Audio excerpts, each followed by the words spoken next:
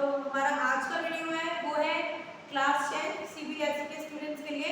और आज जो हमारी इंग्लिश फर्स्ट राइट की जो बुक है उसकी पोएम है how to tell wild animals written by Carolyn Wells. वाली पोएम हम स्टडी करने वाले हैं। How to tell wild animals, it's a humorous poem. Humorous का मतलब है एक कॉमिक ह्यूमर है इस पोएम में। और इसमें जो फेयर टेल्स से काफी सारे डेंजरस खतरनाक जो एनिमल्स हैं उनका डिस्क्रिप्शन दिया है बहुत ही ह्यूमरस तरीके से कि आप कहीं जंगल से जा रहे हो और ये सारे एनिमल्स अगर आपको मिल जाए तो आप उनको कैसे आइडेंटिफाई करोगे।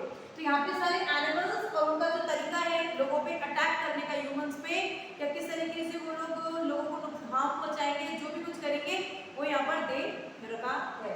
अब जो पहला हमारा स्टैंजा है तो उसमें पोएट कहता है कि अगर आप बाई चांस ईस्ट के जंगलों की तरफ जाओ, ईस्ट यानी कि हमारा जो एशिया जहाँ पर है, ठीक है, अगर आप ईस्ट के जंगलों में जाते हो और अगर आप कहीं आपका सामना हो जाता है एक बड़े से लार्ज एंड टॉनी बीस्ट, यानी कि बड़े से बीस्ट यानी कि बड़े से एनिमल से, और अगर वो आपके ऊपर इतनी तेज दहाड़ता है कि कहीं डर के मारे आपकी जान ही ना निकल जाए, if he roars such that he fears you to death, then you will know that it is an Asian lion। कौन सा एनिमल होगा वो हमारा एशियाटिक लायन, जिसकी दहाड़ इतनी खतरनाक होगी कि उसकी दहाड़ से ही इंसान की जान निकल जाए।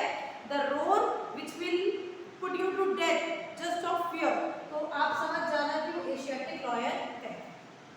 सेकंड स्टैंजा है, या फिर कई बार समय घूमते घूमते आप चारों तरफ घूम रहे हो और एक ऐसा बीस्ट, हम्बर बीस्ट आपको मिलता है जिसकी शरीर पर क्या है, ब्लैक स्ट्राइप्स है और येलो ग्राउंड यानी कि बैकग्राउंड।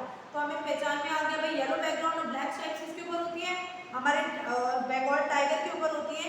और हमें ये नोटिस करना है क्या, जो टाइगर है वो उसका जो बॉडी है मैजेस्टिक ब्यूटीफुल और बहुत विशाल, उसका अच्छी हैवी बिल्ड बॉडी होती है और वो आपको अटैक करके सीधा खा जाएगा। तो आपको सीधा समझ लेना है कि आपका सामना किससे हुआ, बंगाल टाइगर से। और आपके रोने चिल्लाने का कोई फायदा नहीं होगा बिकॉज आपके समझने से पहले जो बंगाल टाइगर है that he will eat you.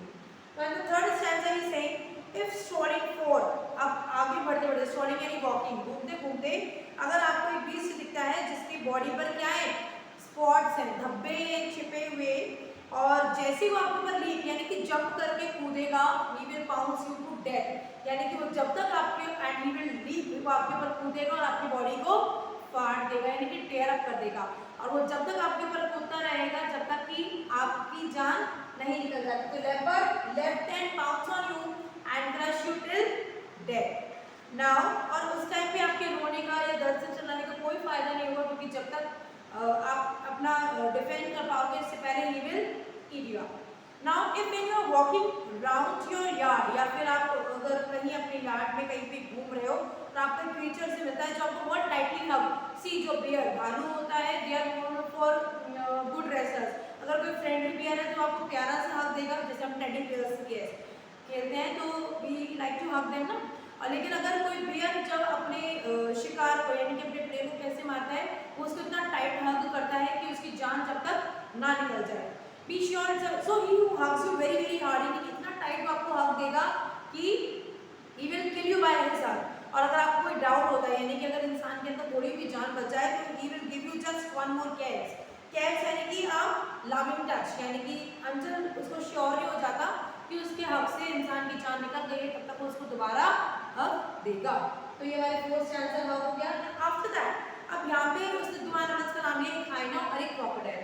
तो यहाँ पे जो इंसान की नेचर की थोड़ी सी कमी है बिकॉज ह्यूमरस तरीका है, इतने खतरनाक एनिमल्स हैं और वो इतनी कैजुअली हमको बता रहा है कि वो आपके ऊपर रोर करके मार देगा, कि आपको पाउंड सेलेक्ट करके मार देगा या आपको हक दे के मार देगा। अब यहाँ पे हाइना जो है ही जब वो अपने शिकार को मारता है, स्वॉलो यानी खा जाता है, और वो स्माइल करता है अपने शिकार को खाते समय।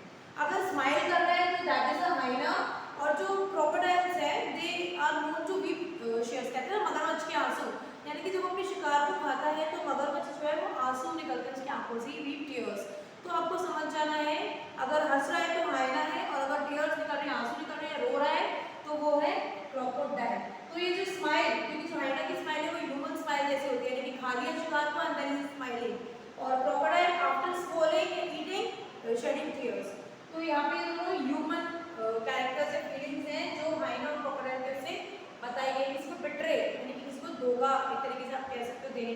बात कोई क्वेश्चन में आ जाए कि what two human qualities are been expressed humorously by the poet in the poem, तो स्माइल एंड टीयर्स। नाउ उसके बाद आप जो अगर एक कैमलेओन यानी कि गिरगिट जिसको हम जानते हैं, और वो किसके लिए फेमस है? कीमोफ्लेज। कीमोफ्लेज यानी कि अपने बैकग्राउंड के आधार पर जो अपना कलर चेंज कर लेता है। अगर पेड़ पे आप किसी कैमलेओन या गिरगिट को देखते हो जो कैसा होता है, एक लिजार्ड जैसा होता है जिसके पास ही हैज एनी ईयर्स। हम देखते हैं कि जो उनके पिन्ना एक्सटर्नल ईयर्स एब्सेंट होते हैं कैमलेओन और लिजार्ड में, और उसके पास कोई विंग्स भी नहीं होते, ना तो उसके पास विंग्स है ना ही उसके पास ईयर्स हैं।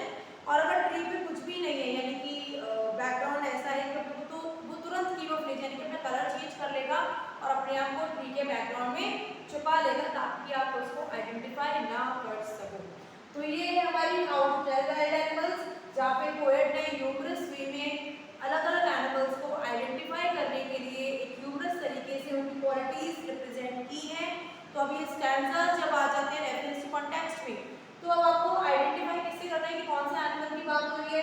अगर रोर बोल रहे हैं तो एशियाटिक लायन है, अगर बंगाल टाइगर है तो आपको सोचने का भी मौका नहीं देगा, ये lead you up. If leopard is, he will let, he will jump on you, he will pounce on you, he will tear you.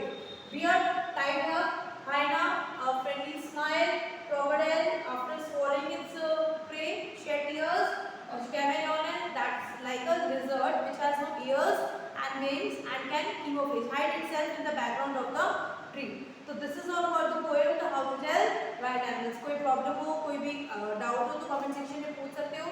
Channel को लाइक और सब्सक्राइब नहीं किया हो तो प्लीज कर लेना for more videos related to CBSE class 9, 10, 11, 12, SST, English और काफ़ी सारी वीडियोस अवेलेबल हैं, तो आप उन्हें देख सकते हो।